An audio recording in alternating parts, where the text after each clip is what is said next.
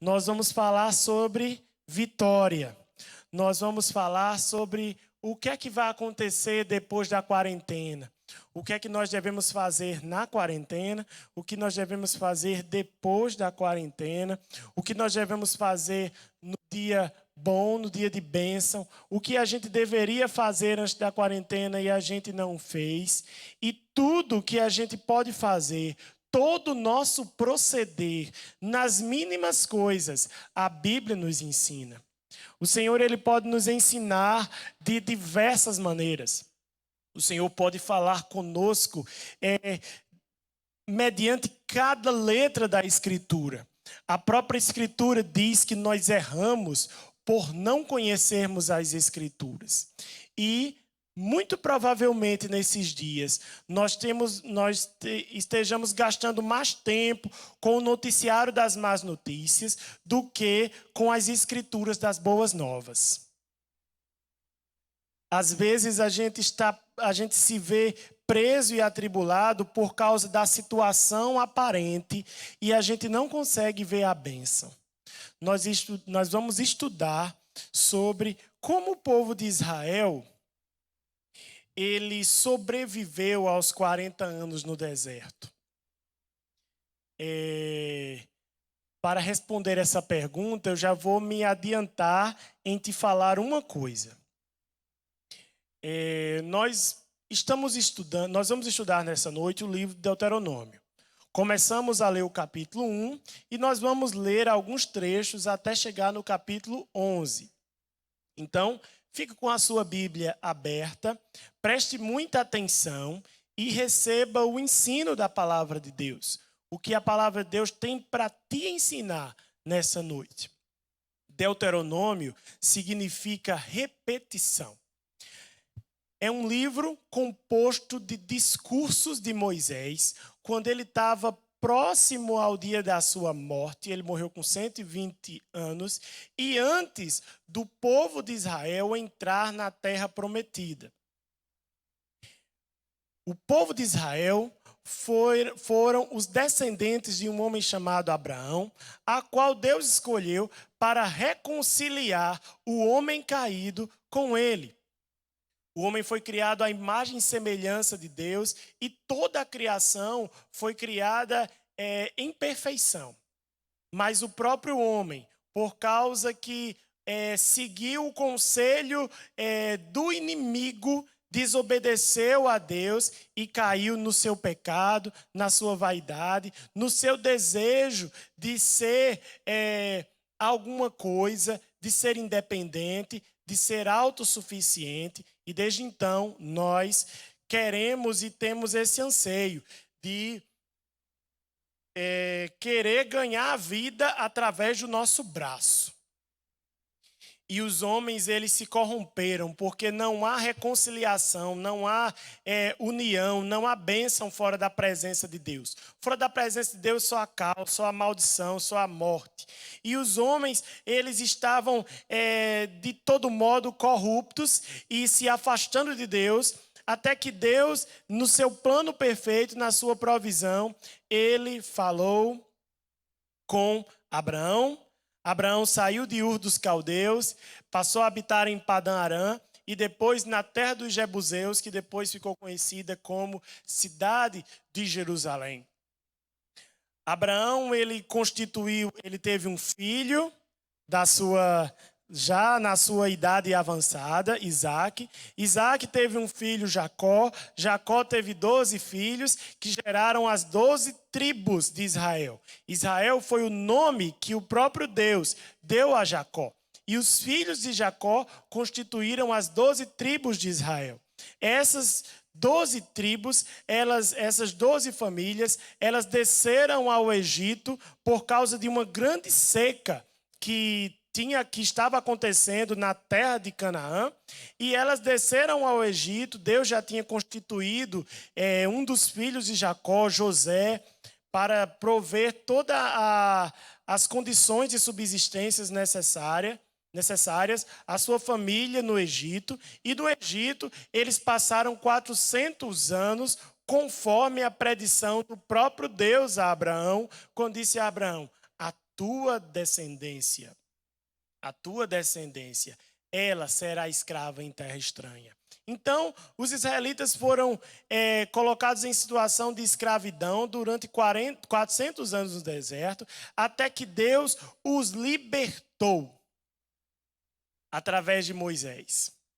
E eles viram coisas que a gente não vê hoje.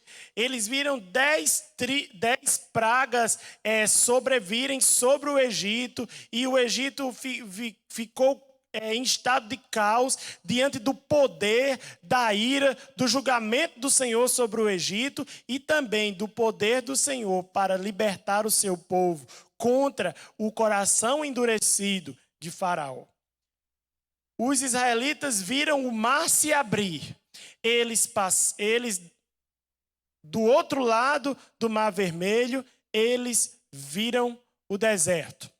Depois de algum tempo, eles chegaram na Terra Prometida e, mesmo tendo visto poderosos sinais de Deus, eles temeram conquistar a Terra Prometida, porque disseram: habitam gigantes nessa terra, e o povo dessa terra é muito rixoso, muito bélico, esse povo vai nos destruir, a gente não tem condição de enfrentar esses habitantes da terra de Canaã e termos sucesso. Por causa dessa falta de fé, porque eles acreditavam que eles não tinham poder de entrar na terra prometida, eles ficaram 40 anos vagando no deserto.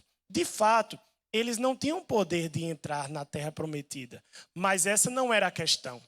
A questão não era o poder do braço dos israelitas. A questão não era o exército dos israelitas. A questão não era Moisés, não era Arão, não era os 600 mil homens no deserto, fora mulheres, crianças e idosos. Não. A questão era o poder de Deus que estava com Israel. A questão era a coluna de nuvem que se levantava de dia e a coluna de fogo que se levantava de noite para guiar o povo no caminho do deserto. Mas no deserto, mesmo contemplando as bênçãos de Deus, os israelitas se distraíram com aquela circunstância de estar num deserto e temeram e não tiveram fé. Daí por diante, eles ficaram 40 anos no deserto e, devido a eles, vamos dizer assim, eles não... A medida de fé deles ser pequena para conquistar as bênçãos do Senhor, eles não conseguiam ter fé a parte das bênçãos, mas eles só temiam por causa da circunstância visível do deserto, lugar onde, como a gente disse sábado passado, inspira a não-vida, a morte, a desolação, o desprezo, o abandono. Eles não conseguiam ver o Deus que abria fontes e rios no deserto. Eles só conseguiam ver o deserto e temer. Eles só conseguiam ver a circunstância. Às vezes a gente só olha para o problema. Às vezes a gente só olha para a circunstância. Às vezes a gente só olha para o que a gente não tem. E se esquece da bênção que está diante dos nossos olhos e a gente não vê. Então, ao final desses 40 anos no deserto, Moisés lembrou ao povo toda a lei e toda a história do povo, desde a libertação do Egito até aquele momento em que eles estavam na margem do Rio Jordão, na região que hoje a gente chama Transjordânia, ou seja, antes vamos dizer assim, no país que hoje se chama Reino da Jordânia. Eles estavam ali se preparando para tomarem a terra prometida. E Moisés, ele não conquistou a terra prometida. Por quê? Por causa da falta de fé e por causa da murmuração do povo, Deus disse: essa geração morrerá no deserto. E no deserto eu vou constituir uma nova geração que vai tomar a terra prometida. Apenas 2 dos que saíram do Egito entraram na terra prometida, Josué e Calebe. E nós temos no livro de Deuteronômio a repetição da lei. Esse livro é um livro de discursos, um livro que nos ensina muito por que a lei precisa ser repetida. Talvez, se a gente tivesse a medida de fé maior do que um grão de mostarda, eu não precisaria nem recapitular o que aprendemos na semana passada. Nós escutaríamos a palavra, nós saberíamos a verdade, nós voltaríamos para casa e a gente nunca mais precisava ouvir, porque a gente ouviu, aprendeu e agora está vivendo. Mas a gente sabe que essa não é a realidade. Nós temos que aprender e meditar na palavra continuamente. Porque quanto mais a gente aprende da lei do Senhor, mais a gente tem fé para acreditar no Deus da bênção acima das circunstâncias caóticas. Porque neste mundo nós teremos aflição. E como é que a gente vai ter bom ânimo em meio à aflição se a gente não meditar nas Escrituras? Se a gente não abrir os olhos espirituais para o Deus da bênção? A gente só vê o mundo do caos e da maldição. Se com os olhos carnais, é isso que a gente vê. O que vemos no mundo? O mundo está, vamos dizer assim, em estado de caos. As economias em recessão. Empresas fechando, pessoas perdendo o emprego, caos político, caos jurídico, as pessoas nem se lembram de Deus, ninguém está, vamos dizer assim, muito preocupado em ouvir a palavra de vida em abundância. As pessoas estão se preocupadas com as suas próprias vidas. Estão se tremendo de medo de morrer aqui na terra. Está todo mundo assim. Porque a gente não temos, vamos dizer assim, essa dificuldade de contemplar a bênção em meio à aflição. Sabe como é que você contempla? Se você enxergar as coisas com os olhos espirituais. Sabe como é que você enxerga com os olhos espirituais? Se você for cheio do Espírito Santo. Sabe como é que você é cheio do Espírito Santo? Se você, a cada dia, meditar na palavra e buscar a Deus. A palavra diz: buscar-me-eis e me encontrareis, quando me buscardes de todo o vosso coração. Então, leia a palavra de Deus, leia as boas notícias. Leia o que Deus tem para você. A bênção no deserto.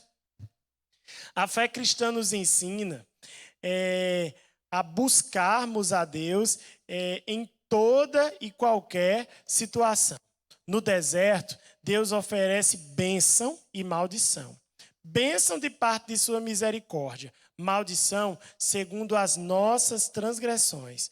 No deserto e na vida, temos dificuldade em ver as bênçãos quando nossa alma está contaminada pelas más notícias. O que acontecia no decorrer da história de Israel, contada em números? Deus operou um milagre de fazer o alimento descer do céu. O maná. Deus operou o milagre de fazer codornizes, a carne brotar da terra. Deus também operou o milagre de fazer a água brotar da rocha. Sabe o que as pessoas se lembravam? Elas não conseguiam ver o milagre do maná. Elas ficavam lembradas assim: porque no Egito a gente tinha manjares. No Egito você tinha manjares, mas você era escravo. Aqui você tem o milagre do maná e você é livre. Eles só olhavam para as circunstâncias, eles estavam contaminados com a má notícia do deserto. Eles estavam preocupados pelo que faltava, ao ponto que não percebiam que eles tinham. Você estava preocupado com os peixes do Nilo, mas você não conseguia ver o milagre do maná. Talvez você esteja preocupado com... antes dessa pandemia, era tão bom. Meu Deus, antes. Deus tem algo para nos ensinar hoje, porque todas as coisas cooperam para o bem daqueles que amam a Deus. Todas as coisas cooperam para o bem daqueles que amam a Deus. Vamos abrir a palavra em Deuteronômio, capítulo 1. Vamos ler o verso 21. Deuteronômio, capítulo 1, verso 21. Diz a palavra: Eis que o Senhor teu Deus te colocou esta terra diante de ti. Sobe, possui-a, como te falou o Senhor teu Deus e de teus pais. Não temas e não te assustes. A bênção está diante de nós e nós devemos adquiri-la, vamos dizer assim, sem temor. Não tema os gigantes, os anaquins. Não temas as grandes muralhas e fortificações de Jericó. Não temas. O Senhor está contigo, guerreando tuas batalhas. Não tema a circunstância. Olhe para o Deus que é maior do que a circunstância. Não tema a tribulação. Olhe para o Deus que é maior do que a tribulação. Não tema o caos da terra. Olhe para o Deus da paz que excede todo o entendimento. Nossa vida está completamente no controle de Deus. Esse texto do capítulo 1, verso 21, ele se confirma no capítulo 7, verso 21 também e 22, que diz assim: Não te espantes diante deles, porque o Senhor teu Deus está no meio de ti, Deus grande e temível. O Senhor teu Deus lançará fora estas nações pouco a pouco. Verso 22. De diante de ti, não poderás destruí-las todas de pronto, para que as feras do campo se multipliquem contra ti. Não se preocupe com a quantidade das adversidades. Não se preocupe porque, meu Deus, é muita coisa. No tempo de Deus, cada inimigo, cada batalha, cada circunstância, em nome de Jesus, ela vai cair por terra. Aguarde o tempo de Deus. Aguarde o tempo de Deus. Ele está no controle. A bênção é para quem crê. A bênção é para quem toma posse da bênção. A terra prometida é para quem toma posse da terra prometida. Porque se você temer, você vai passar o tempo todo circulando o deserto e vai morrer no deserto por causa da tua falta de fé. Foi isso que aconteceu com o povo de Israel. Temeu, não creu em Deus, não creu na palavra, só ficou murmurando e morrendo no deserto. Lembrou do Egito e se tornou escravo da morte. Não lembre dos manjares do mundo. Lembre do milagre de Deus. Capítulo 2. Capítulo 2, nós vamos ler os versos 7 e 20, e depois vamos ler o capítulo 3, verso 22. Veja o que a palavra de Deus diz. Bênção e vitória e provisão de Deus no deserto. Capítulo 2, 7. Pois o Senhor teu Deus te abençoou em toda a obra das tuas mãos. Ele sabe que andas por este grande deserto. Estes 40 anos o Senhor teu Deus esteve contigo. Coisa nenhuma te faltou. Antes de nós lermos o versículo seguinte, vamos meditar nessa passagem. Coisa nenhuma te faltou. Veja a sua circunstância presente e olhe para trás. como diz naquele hino do Sérgio Lopes, tente lembrar quantas vezes Jesus te abandonou, quantas vezes ele te desamparou. Lembre das tantas situações adversas as quais você venceu no Senhor. Olhe para trás e contemple as bênçãos. Olhe para trás, ele está dizendo isso a Israel. Olhem o que aconteceu no deserto. Eu nunca deixei de te prover com maná. Eu nunca deixei de te prover com água. Você passou necessidade. Mas para quê? Para que você dependesse de mim. É isso que Deus está dizendo ao povo no verso 7. E aí, no capítulo 3, verso 22, ele diz: não os temais, porque o Senhor vosso Deus peleja por vós. No próprio deserto, os israelitas enfrentaram guerras e o Senhor esteve com eles. Lutaram contra nações maiores e mais poderosas do que eles, e o Senhor deu vitória.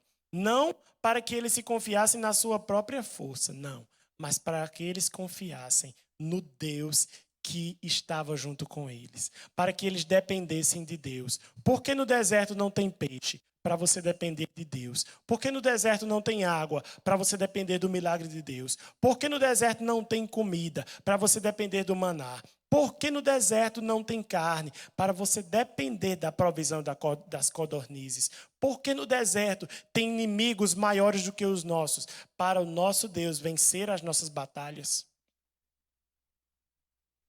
Toda a circunstância do deserto, toda a aflição do deserto, toda a luta no deserto é uma circunstância pela qual Deus se instrumentaliza para nos dar vitória pelo seu poder e não pela nossa força.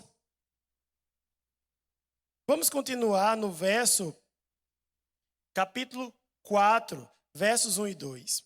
Agora, pois, Israel, ouve os estatutos e os juízos que eu vos ensino, para os cumprirdes, para que vivais e entreis e possuais a terra que o Senhor, Deus de vossos pais, vos dá.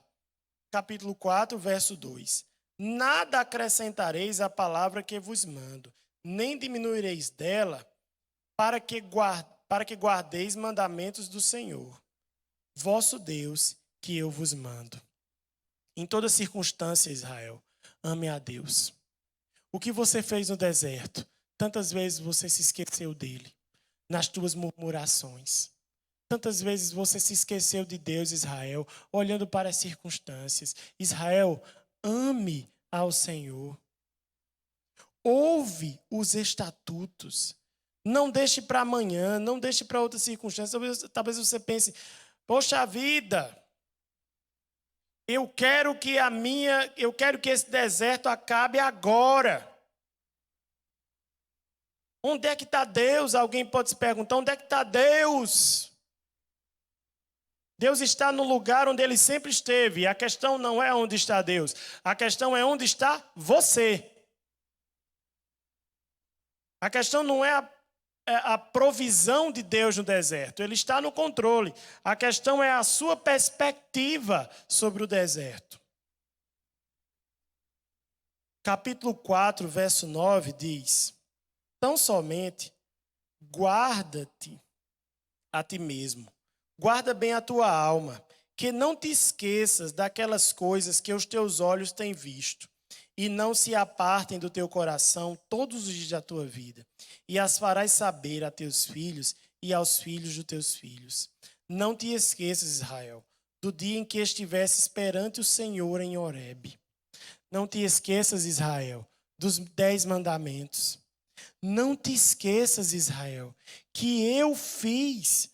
Não te esqueças, Israel, que eu estou no controle da tua situação com o meu poder. Não te esqueças de mim, Israel. Ouve a minha palavra, guarda o teu coração da idolatria. Capítulo 4, versos 15 e 16, e depois 19 e 20, diz assim: guardai, pois, cuidadosamente a vossa alma, pois a aparência nenhuma vistes no dia em que o Senhor, vosso Deus vos falou em Horebe, no meio do fogo, para que não vos corrompais e vos façais alguma imagem esculpida na forma de ídolo, semelhança de homem ou de mulher, semelhança de algum animal que há na terra, semelhança de algum volátil que voa pelos céus. Israel, confia em Deus. Israel, confia em mim, diz o Senhor. Israel, lembra-te do que aconteceu em Horebe. Você viu o monte fumegando e você construiu um bezerro de ouro como se fosse a aparência de deuses falsos. Às vezes, a bênção de Deus está na nossa frente, mas nós decidimos ser idólatras dos manjares do deserto, dos manjares da escravidão, das coisas que as circunstâncias do mundo nos oferecem. Nós estamos, o mundo está envolto a um caminho de vaidade, de pecado, de idolatria. Não se trata apenas de construir uma imagem de escultura, não. Mas se trata de ser idólatra do ouro, das coisas que você tem, de você mesmo, da sua aparência. Colocar as coisas efêmeras e terrenas e passageiras como preciosas no teu coração, a ponto de você se tornar um idólatra de si mesmo e esquecer de Deus. Assim fez o povo de Israel no deserto. Quantas vezes eles, tanto no deserto, como no Egito, como até na terra de Canaã, eles ouviram a palavra, eles se converteram dos seus maus caminhos e depois de um tempo curto, eles voltaram a praticar impiedade e idolatria. Ouve a palavra de Deus, não se distraia com palavras falsas, com mensagens e com, vamos dizer assim, com incentivos a que você tome por coisa valorosa o que você tem hoje.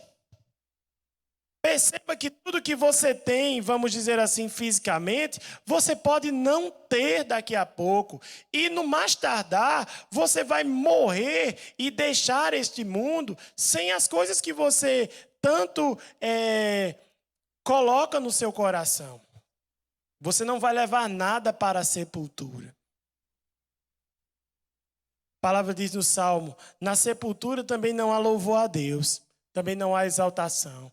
Na sepultura não há mais nada. O que você tem feito enquanto está vivo, enquanto goza da sua mocidade jovem? O que você tem feito nessa circunstância? Com que você tem ocupado a sua mente, o seu tempo? Quanto da palavra de Deus? Como é que está a sua leitura bíblica, o seu devocional? Agora que a fé nossa é provada, porque é tão difícil a gente seguir a Deus com a mesma disciplina que a gente segue quando a gente está no templo. Ninguém está vendo, só Deus é que está nos vendo.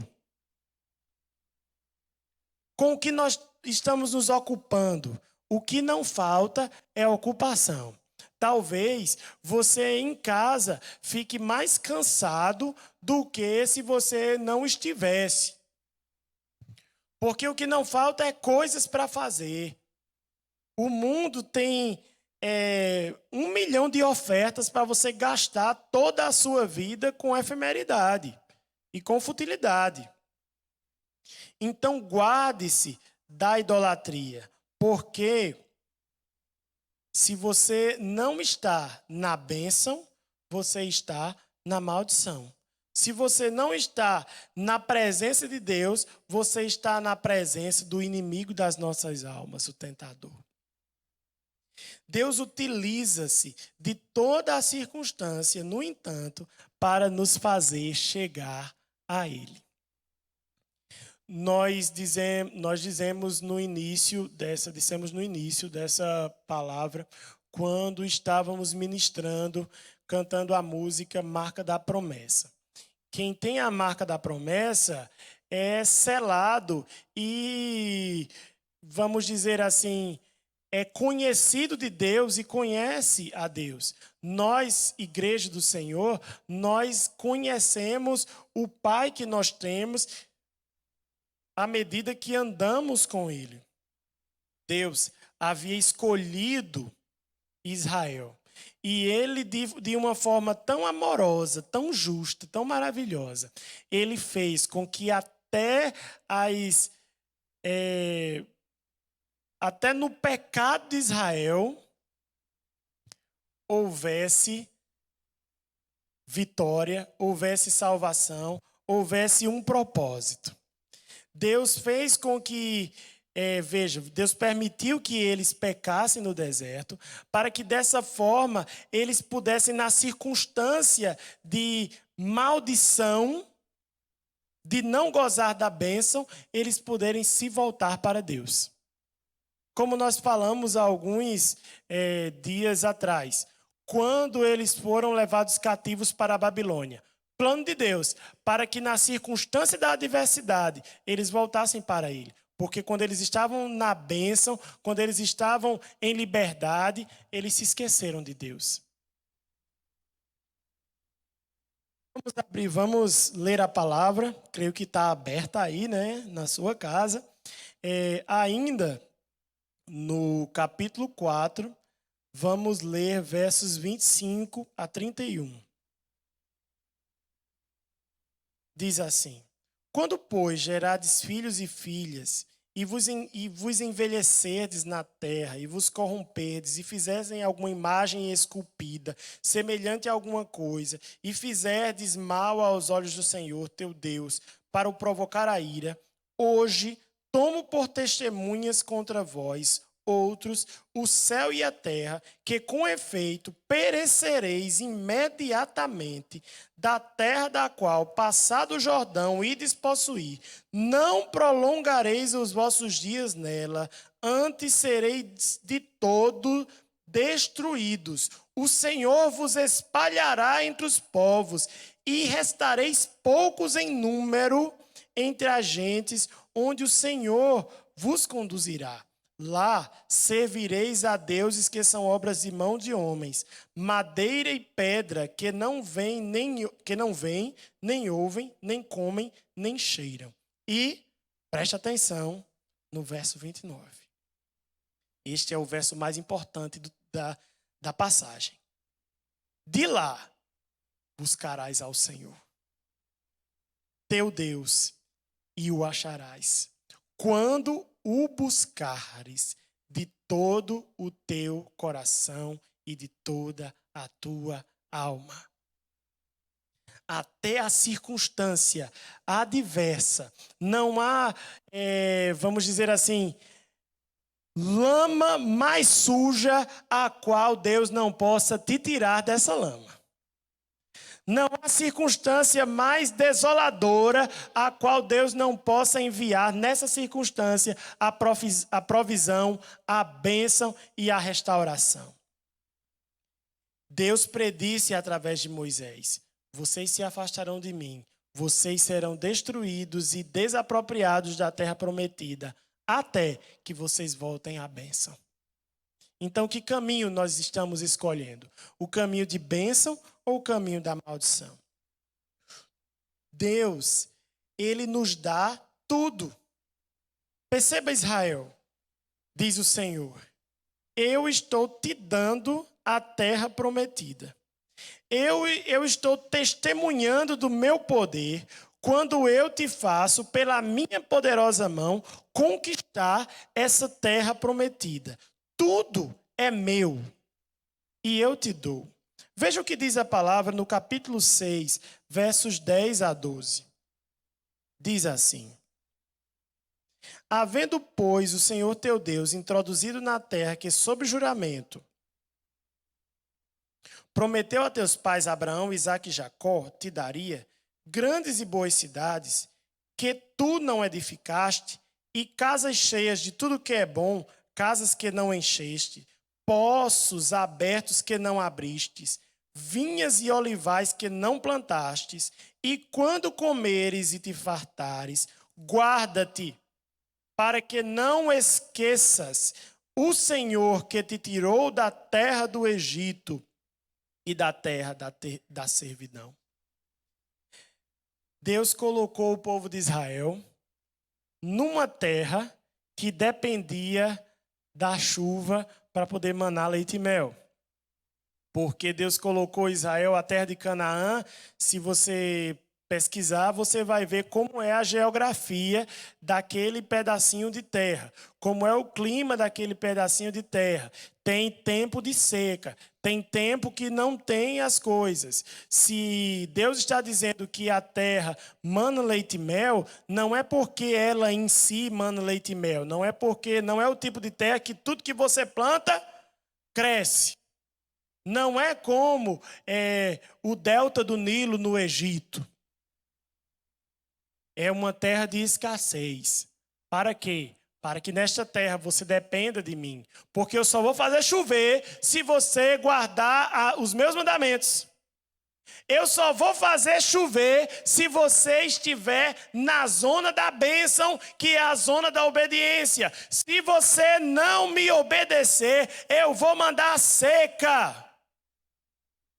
Para que na seca e no deserto e na circunstância adversa se cumpra o que está prometido em 2 Crônicas 7,14. Se eu fizer cessar os céus, se não tiver mais gado no aprisco, então, se o meu povo que se chama pelo meu nome, se humilhar, orar e se converter dos seus maus caminhos, porque vocês estão na circunstância de seca por causa dos maus caminhos de vocês, então eu sararei a sua terra e eu ouvirei dos céus. Então, a zona da bênção é a zona da obediência. O livro de Deuteronômio nos exorta a sermos obedientes. À medida que você é obediente a Deus, você está na zona da bênção de Deus. Não significa, eu não estou falando aqui de coisas terrenas. Não, eu estou falando em coisas espirituais.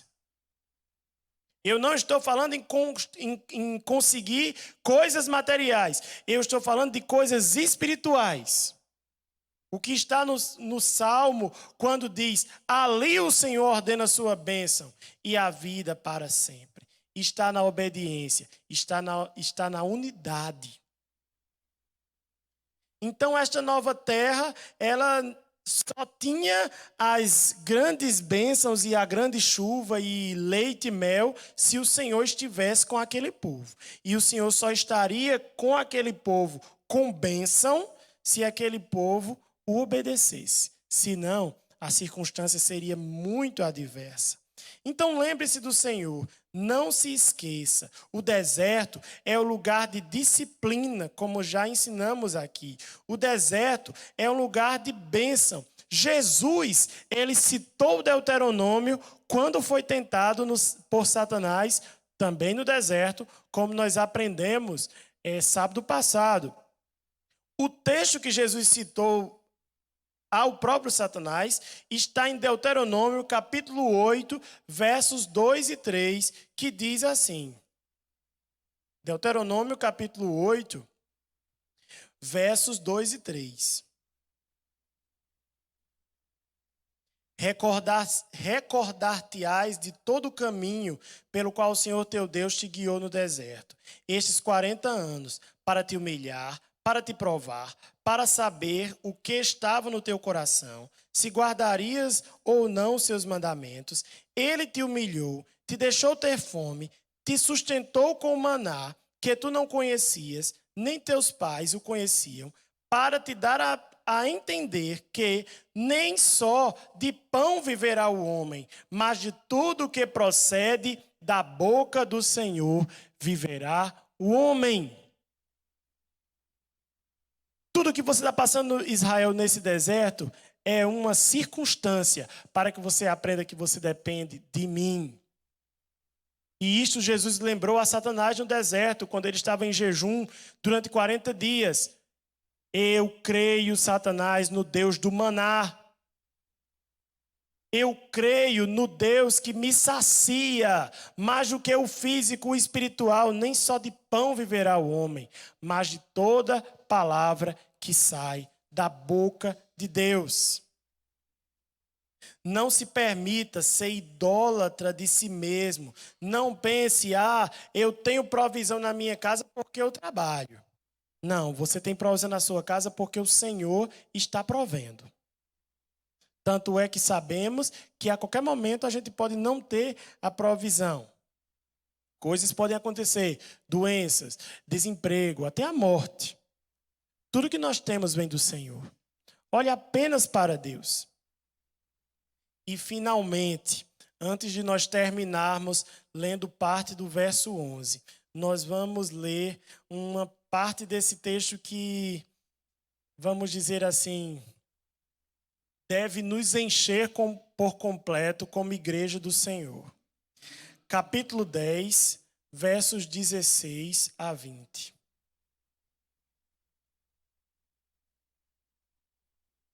Diz assim: circuncidai, pois, o vosso coração, e não mais endureçais a vossa cerviz. Não se prenda à religiosidade, até porque nós não podemos mais expressar, estamos com grandes dificuldades de expressar nossa religiosidade para os outros, porque não estamos na comunhão, não estamos na Assembleia dos Santos, não estamos reunidos, cada um na sua casa.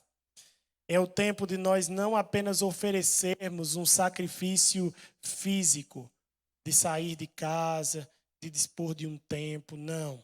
É um tempo de coração circuncidado. É um tempo da gente ser renovado dentro de nós mesmos e por completo. Pois o Senhor vosso Deus é o Deus dos deuses e o Senhor dos senhores, o Deus grande, poderoso e temível, que não faz acepção de pessoas, nem aceita suborno, que faz justiça ao órfão e à viúva, e ama o estrangeiro, dando-lhe pão e vestes. Amai, pois, o estrangeiro. Porque fostes estrangeiros na terra do Egito. Ao Senhor teu Deus temerás, e a Ele servirás. A Ele te chegarás, e pelo seu nome julgarás. Quando nós somos circuncidados pelo sangue de Jesus no nosso coração, nós somos nova criatura pelo seu amor. Tudo por amor. Tudo que Deus deu a Israel foi tão somente por amor. Não foi para que eles, vamos dizer assim, olhasse para a bênção e dissesse, não, foi por causa que a gente mereceu. Não se trata de merecimento, se trata do amor de Deus. Ele disse a Israel, Israel, você está conquistando a terra prometida, não foi por causa, pelo que você fez não, porque você me desobedeceu muitas vezes no deserto. Você está entrando na terra prometida porque eu vos amo. Glória a Deus, glória a Deus. E chegamos finalmente no capítulo 11. E já vamos concluir o nosso estudo bíblico desta noite. Amarás, pois, o Senhor teu Deus, e todos os dias guardarás os seus preceitos, e os seus estatutos, e os seus juízos, e os seus mandamentos. Considerai a grandeza do Senhor e a sua poderosa mão e braço estendido. Também os seus sinais e as suas obras que fez no meio do Egito, a Faraó, rei do Egito, e toda a sua terra. Verso 10. A terra que passais a possuir não é como a terra do Egito, onde saíste, em que semeáveis a vossa semente com o pé, regáveis como a uma horta. Mas a terra que passais a possuir é terra de montes e vales, de chuva, da chuva dos céus beberá as águas. Por que Deus fala aqui em chuva? Porque no Egito havia um deserto, um grande deserto. O que sustenta o Egito e o que faz o Egito ainda hoje uma terra produtiva é porque no meio do deserto existe um rio grande e perene, o rio Nilo, que faz com que as margens do rio você semeie e você tenha a prosperidade na agricultura. E também, quando aproxima-se do litoral, do mar Mediterrâneo, esse rio ele se transforma em vários rios, como num V assim, e se forma uma grande região fértil, porque está regada pelo rio Nilo. Não porque chove, porque não chove. Mas na terra de Canaã precisa chover.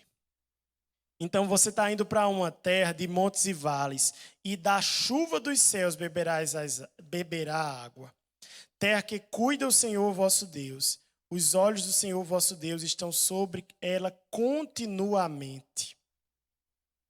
Então, se você me obedecer, Israel, se você me obedecer, eu vou te dar essa terra e vou fazer chover. Vamos pular para o verso 18. Ponde, pois, essas palavras em vosso coração e na vossa alma. Atai-as por sinal da vossa mão, para que estejam num frontal entre os olhos. Ensinai aos vossos filhos, falando delas, assentados em vossa casa, andando pelo caminho, deitando-vos e deleitando-vos. Escrevei-as nos umbrais da nossa casa e nas vossas portas, para que se multipliquem os vossos dias e os dias dos vossos filhos na terra que o Senhor, sob juramento, prometeu dar aos vossos pais, sejam tão numerosos como os dias do céu acima da terra. Verso 22. Porque se diligentemente guardardes todos os meus mandamentos que vos ordeno, e vos guardardes, amando o Senhor vosso Deus, andando em todos os seus caminhos, e a ele vos achegardes, o Senhor desposará todas essas nações, e possuireis as nações maiores e mais poderosas do que vós. Verso 26.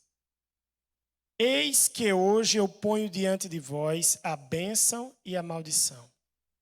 A bênção, quando cumprirdes os meus mandamentos do Senhor vosso Deus, que hoje vos ordeno. A maldição, se não cumprirdes os mandamentos do Senhor vosso Deus, mas vos desviardes do caminho que hoje vos ordeno, para seguirdes outros deuses que não conheces. Aqui declara-se dois caminhos eternos, duas perspectivas, dois tipos de operação do Senhor. Deus opera na bênção e Deus opera na maldição. Deus opera em toda a circunstância. De que lado nós estamos? Qual é a nossa perspectiva diante do deserto? O que faremos durante a quarentena? O que faremos em 40 dias, ou 50, ou 60, ou 3 meses? O que faremos em 90 dias? O que faremos nesse mundo em que teremos aflição? A gente vai olhar para a bênção do Senhor diante de nós, ou nós vamos olhar para as circunstâncias? Nós vamos reconhecer que somos mais que vencedores em Cristo Jesus, ou nós vamos nos esquecer do cumprimento da palavra do Senhor? Nós vamos nos lembrar que somos de Cristo e nele nós vencemos a morte. Nós vamos lembrar do Salmo 90 e do Salmo 91. Nós vamos nos lembrar que Deus está no controle de todos os nossos dias, antes que nenhum deles existisse, como está no Salmo 139, e nós já falamos aqui no sábado anterior. A gente vai ficar se preocupando com o caos do noticiário. A gente vai olhar para o mundo caótico, ou nós vamos olhar para o Deus pleno? Nós vamos confiar nas promessas bíblicas, ou nós vamos ficar temendo? Nós vamos conquistar a terra prometida ou nós vamos ficar dando voltas no deserto até morrermos? O que nós faremos quando não estivermos mais no deserto? Acaso nós nos esqueceremos de Deus? Acaso pensaremos que a bênção está na força do nosso braço? Acaso pensaremos que a bênção está, vamos dizer assim, na circunstância do que fizemos e nos esqueceremos de Deus? Nós somos dele para sempre. E a ele pertence tudo que temos. Que perspectiva nós teremos? Que olhar diante das circunstâncias adversas nós teremos? Nós estaremos na zona da bênção ou a gente vai estar na zona da maldição? A gente vai estar na zona de desistir ou na zona da fé? Nós estaremos na zona de olhar para as circunstâncias e dizer, eu vou chutar o balde? Ou nós olharemos para Deus e diremos, Ele sempre esteve comigo, Ele está comigo hoje e Ele estará comigo eternamente. Qual é a nossa perspectiva? Qual é a sua perspectiva, jovem, em meio a essa circunstância? Está preocupado com o Enem, sabendo que Deus supre? Está preocupado com as aulas, os estudos, a cobrança? Está preocupado com tanta coisa? Eu te digo, jovem, olha para Deus. Talvez você pensasse assim, eu pensava que Deus estava comigo, mas não, eu estou aqui doente. Eu te digo, Deus está aí contigo sim. E é o momento de você olhar para Ele. Se converta a Ele. Se entregue-se a Ele de todo o seu coração, de toda a sua alma, de todo o seu entendimento. Reconheça a sua majestade, o seu poder. Entregue-se a Jesus. Você que estava afastado, frio, receba nesta hora fogo do Espírito Santo para aquecer o teu coração. Feche os seus olhos, levante um clamor ao Senhor e diga, Senhor, me ensina, Senhor, a olhar para Ti nesse deserto, porque eu só consigo ver, Senhor, a circunstância de morte e eu estou aqui me vendo, Senhor, desamparado, abatido, distante, não tem ninguém por mim. Senhor, olha para mim, fala comigo, Senhor. Sonda-me, Senhor, conhece o meu coração. Oh, Senhor, olha para mim. Olha para mim, Senhor. Olha para mim, Senhor. Vamos nessa hora louvar ao Senhor. Podemos louvar, sonda-me, usa.